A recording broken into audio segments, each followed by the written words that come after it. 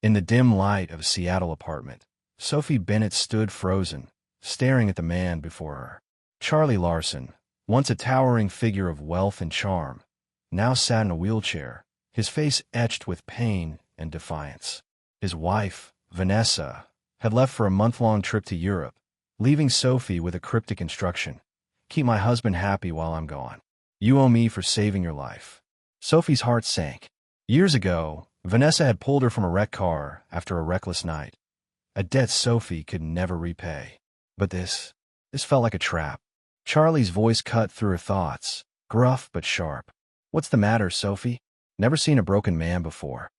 His eyes, still piercing despite his condition, scanned her with a mix of curiosity and bitterness. I'm just here to help," Sophie stammered, clutching the strap of her bag. "Vanessa said you needed someone while she's away." "Help?" Charlie scoffed, wheeling closer. "She thinks I'm a charity case now. Feed me, clean me, play nursemaid. That's what she wants, huh?" Sophie swallowed hard. She said, "It's temporary. I'll do what I can." His gaze softened for a moment, then hardened again. "Don't pity me. I don't need it. Just do your job, and don't expect me to be grateful." The apartment was a mess. Empty takeout containers, crumpled clothes, a faint smell of neglect. Sophie's stomach churned as she realized the scope of her task. She wasn't a caregiver. She was a barista with dreams of art school, barely scraping by. Vanessa's call had come out of nowhere, laced with that old guilt. "You'd be dead without me, Sophie. Don't forget that." Now, standing in Charlie's cluttered living room, she wondered if survival had been worth this price. "Dinner first," Charlie barked, rolling toward the kitchen. "I'm starving. Then we'll see about dessert." His tone carried a suggestive edge that made Sophie's skin crawl. "I'll cook," she said quickly, avoiding his gaze. "What do you want?" "Surprise me," he replied, a smirk tugging at his lips. "But make it quick." As Sophie rummaged through the sparse pantry, her mind raced. Vanessa's motives were unclear, but one thing was certain. This arrangement was no simple favor. There was something Vanessa wasn't saying, something lurking beneath the surface. And Charlie, broken, bitter, but sharp as ever, seemed to know more than he let on. Sophie tried to focus on cooking, but her thoughts were tangled. She found frozen vegetables, some chicken, and a pack of rice in the fridge. A simple dinner, but better than nothing. Charlie watched from the living room, his wheelchair creaking as he maneuvered around furniture.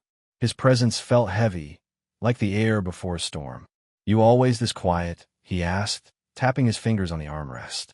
"Or do I scare you that much?" Sophie, stirring the rice, glanced over her shoulder. "Not scared. Just trying to figure out what's going on here. Vanessa didn't explain why I'm supposed to be here." Charlie snorted. "Vanessa never explains. Her style's to drop you in the deep end. Saved your life, didn't she? Now you're her debtor forever." Sophie tensed but stayed silent, chopping chicken. His words hit too close to home.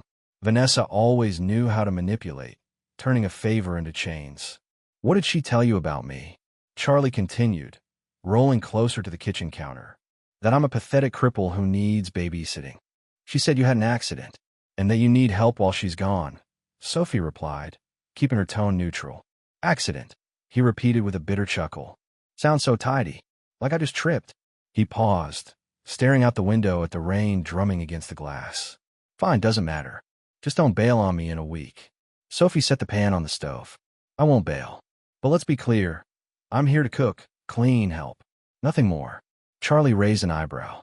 "Nothing more? That's what Vanessa said. Funny. She loves keeping everything on a leash, even from a distance." His words hung in the air, and Sophie felt a chill. What was Vanessa's game? Dinner was ready, and Sophie set the table. Charlie rolled up, but muttered instead of thanking her, "Hope this is edible." Sophie clenched her jaw, but said nothing. The first evening passed in tense silence, broken only by the clink of a fork and the rain's patter. When Charlie retreated to his room, Sophie started cleaning the apartment. The grime, accumulated over months, felt like a metaphor for Charlie's life, chaotic and abandoned. Under the couch, she found an old photo. Charlie, smiling in a sharp suit, next to Vanessa at some gala. He looked different then, confident, alive. Something about the image made her pause. Who was he, really? Late at night, Curled up on the narrow living room couch, Sophie couldn't sleep. Her thoughts swirled around Vanessa. Why had she insisted on this job? And why did Charlie, despite his sharpness, seem so vulnerable?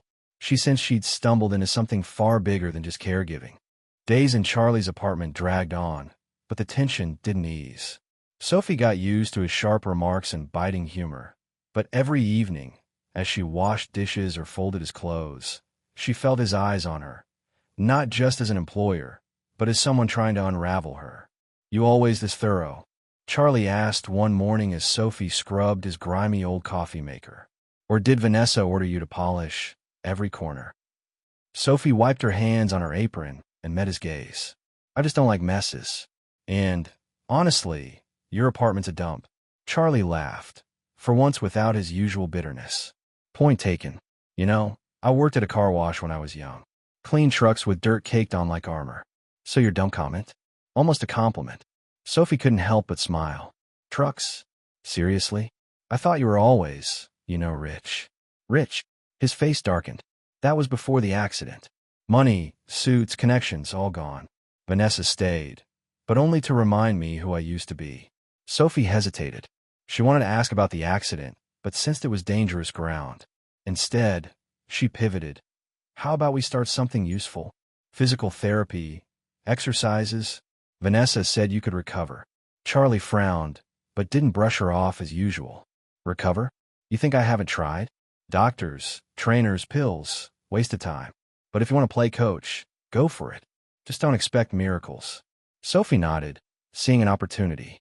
She found simple exercises online for spinal injury recovery and convinced Charlie to try. The first session was awkward.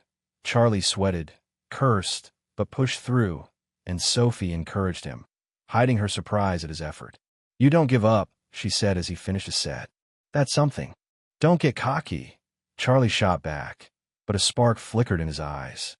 "I'm doing this to shut you up." But Sophie noticed a shift. Charlie's barb softened, and he even cracked jokes.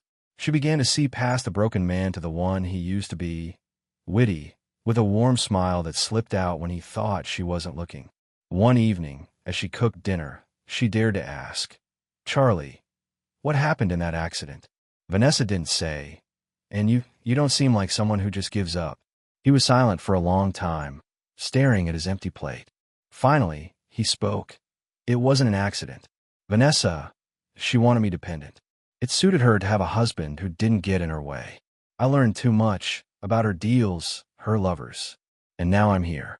Sophie froze, the fork slipping from her hand. "You're saying she caused the accident?" Charlie met her eyes. "I can't prove it. But she didn't just leave for Europe for fun. And she didn't send you here for no reason. Be careful, Sophie. Vanessa plays games." Her heart pounded. In that moment, she realized her debt to Vanessa wasn't just a burden.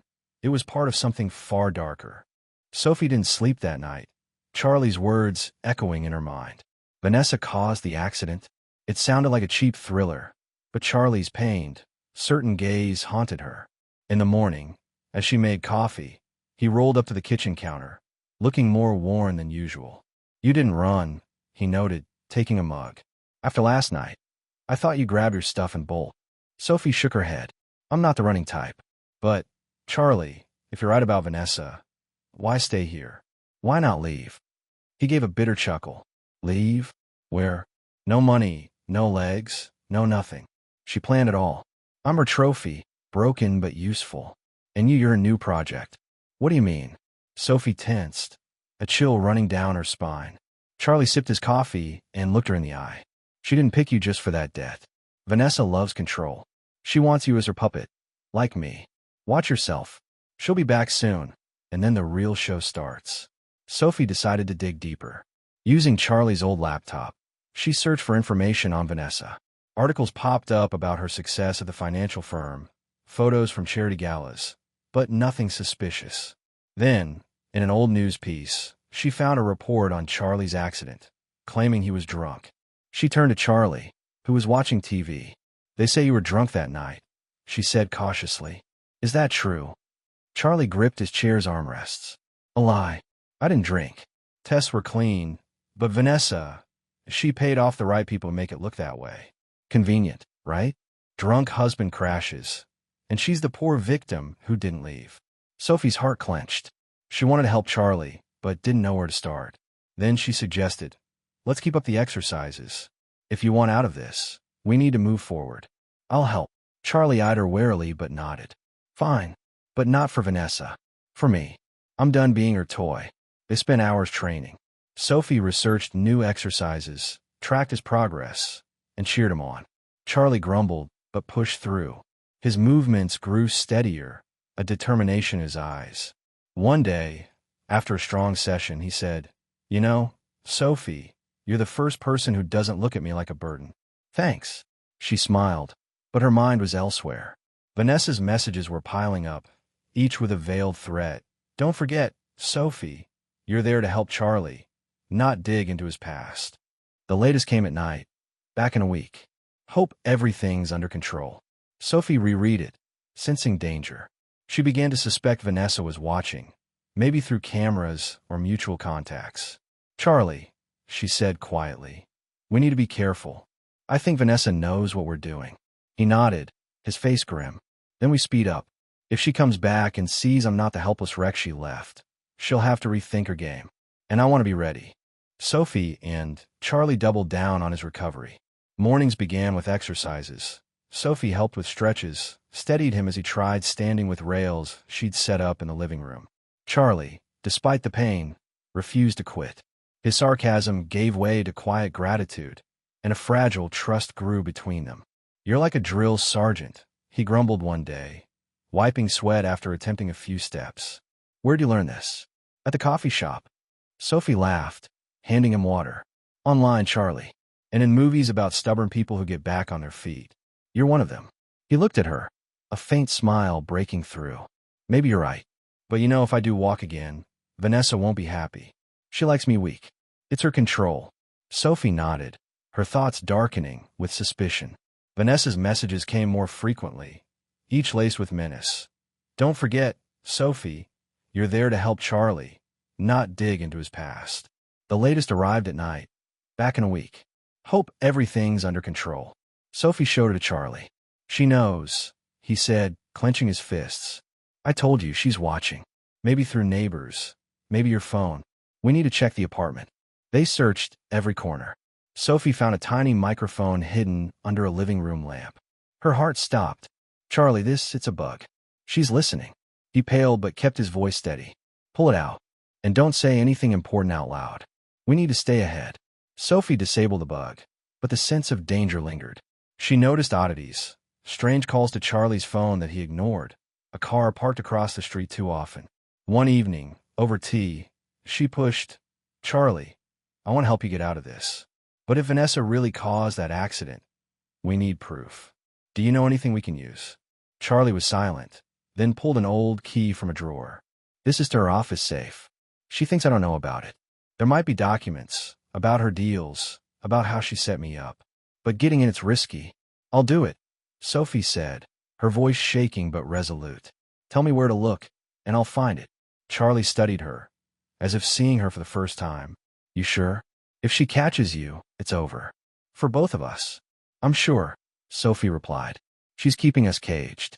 It's time to break free. They devised a plan. Sophie would infiltrate Vanessa's office as a courier while she was still in Europe. Charlie gave her the address and safe's description. But as the day neared, Sophie felt Vanessa wasn't as far away as she seemed. The night before, she got another message. Don't do anything stupid, Sophie. I see everything. Her hand shook, but there was no turning back. Sophie stood outside the downtown Seattle office building, clutching a fake courier ID. Her heart pounded, but she recalled Charlie's words. If we don't find proof, Vanessa will destroy us both. The key to the safe, hidden in her pocket, felt heavy as a stone. She pulled on a cap, kept her head down, and entered the lobby, trying to blend in. Vanessa's office buzzed with activity. Sophie posed as a document courier, and, to her surprise, the guard let her pass without fuss. Vanessa's office was on the top floor, overlooking Puget Sound. The safe, as Charlie described, was behind a bookshelf. Sophie locked the door, her fingers trembling as she inserted the key. Come on, open, she whispered, turning it. The safe clicked, revealing a folder, an old phone, and a stack of letters. Sophie flipped through the papers, bank statements, contracts, then a report on Charlie's accident. It mentioned brake failure, with a handwritten note. Remove evidence. Sophie's blood ran cold. This was proof. Footsteps sounded outside. Sophie stuffed the folder in her bag and shut the safe. She barely reached the desk when the door swung open. Melanie, Vanessa's assistant, stepped in, her eyes narrowing. "Who are you?" Melanie snapped. "Delivery doesn't come up here." "I got the wrong floor," Sophie breathed, gripping her bag. "I'm leaving." Melanie stepped closer. "Show me what's in your bag." Sophie backed up, her mind racing. "Just papers. Nothing special. I can show security downstairs." Melanie squinted but nodded. "Let's go." No tricks. In the elevator, Sophie's palms sweated. She knew Melanie might be in Vanessa's pocket. At the exit, Sophie faked a stumble, dropping papers to distract her. Seizing the moment, she slipped into the street and vanished into the crowd. Back at the apartment, she found Charlie exercising. He looked stronger, more determined. Seeing her pale face, he frowned. "What happened? You look like you've seen a ghost." Sophie dropped the folder on the table. "I found this. Proof Vanessa rigged the accident. But Charlie, I almost got caught. I think she knows." Charlie scanned the documents, his face darkening. "This is all I need. But she won't stop. If she comes back and sees I'm getting up, and you're digging into her secrets, she'll do anything to stop us." Sophie nodded, her resolve hardening. "Then we move fast. We can give this to a lawyer, the police, anyone. But I can't keep pretending everything's fine." Charlie looked at her, his gaze softening. "You're risking everything for me." "Why?" Sophie hesitated, then answered honestly. "Because you don't deserve what she did. And I'm starting to see who you can be." Her phone buzzed. A message from Vanessa. "You crossed the line, Sophie. I'm back tomorrow." The room grew heavy with tension. Charlie squeezed her hand. "We'll handle it. Together." The morning began with silence, broken only by rain tapping the windows. Sophie and Charlie braced for Vanessa's return, knowing it would change everything. The safe's documents lay on the table, a testament to their resolve. Sophie had contacted Charlie's old friend, lawyer John Keller, and sent him copies. He was blunt. "If this is legit, you can nail her. But be careful. Vanessa doesn't go down without a fight." Charlie, sitting in his chair, looked more confident than ever. "She thinks I'm still her puppet. Let her try. I'm not the man I was a year ago." Sophie nodded, but fear gnawed at her. "What if she tries to hurt you? Or me?" "Then we'll be ready," Charlie said, gripping her hand. "You gave me hope, Sophie. I won't let her take that away." Vanessa appeared at the door that evening, unannounced. Her dark hair was pristine, but her eyes burned with cold fury. She surveyed the tidy apartment, Charlie, now standing with a cane, and Sophie beside him. "Well, isn't this cozy?" Vanessa crossed her arms. "My husband's back on his feet, and you, Sophie, playing the hero. Think I don't know you snooped in my office." Sophie swallowed but stepped forward. "I know everything, Vanessa. About the accident. Your plans. We have proof." Vanessa laughed, sharp as glass. "Proof? You, a pathetic barista, think you can outsmart me? Charlie, tell her she's wasting her time." Charlie stood, leaning on his cane. His voice was steady. "It's over, Vanessa. I know you rigged the accident. You wanted me chained, spending my money, sleeping around. But I'm standing, and you can't stop me." Vanessa's face twisted. She stepped toward Sophie, her voice a hiss. "If you value your life, get out. Now." Sophie didn't flinch. "I'm not leaving. And the police know. The documents are with a lawyer. You've lost." Vanessa froze, her eyes darting between them. Then she grabbed her bag and stormed out, spitting, "You'll both regret this." Charlie sank into his chair, hands shaking. Sophie knelt beside him. "You okay?" "No," he admitted. "But I'm free. For the first time in years."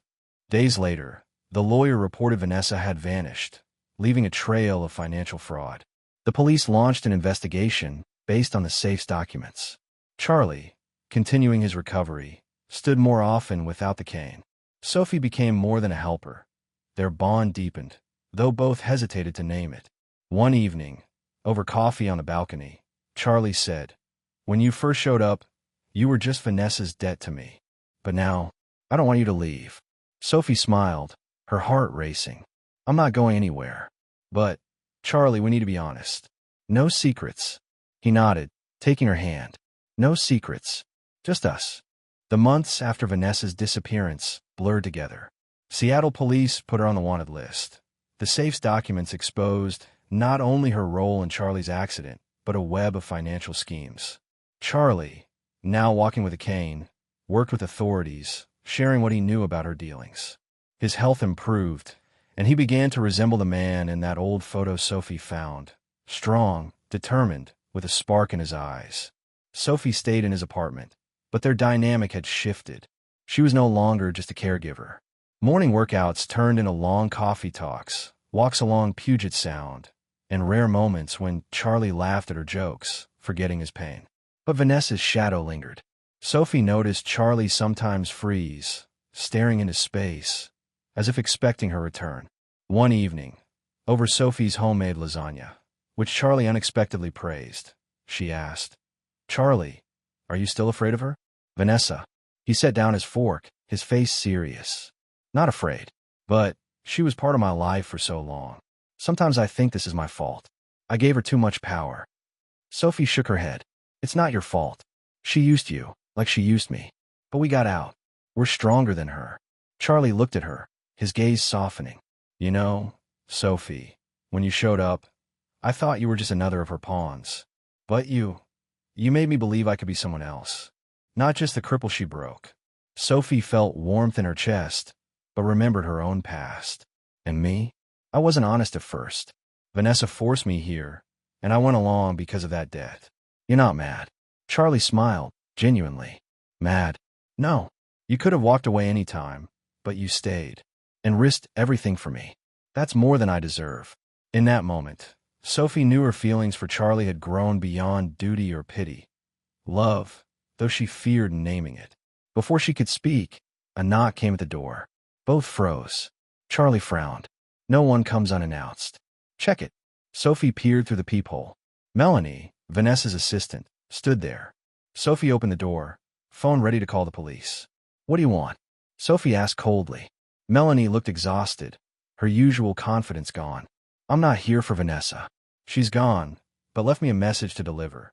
The game's not over. I'm done being her shadow. Here." She handed over a flash drive. "Her recordings. Maybe it'll help you stop her." Charlie rolled closer. "Why should we trust you?" Melanie shrugged. "Don't. But I know what she did to you. I don't want to be next." She left, leaving Sophie and Charlie with the drive. They plugged it into the laptop. It held Vanessa's conversations about money, forged documents, and a plan to keep Charlie compliant. The latest recording was recent. "If Sophie thinks she's won, she's wrong. I'll be back." Sophie looked at Charlie. "She won't give up, but neither will we." He squeezed her hand. "We're together, Sophie." That's what she doesn't expect. A year later, Charlie walked without a cane, though with a slight limp.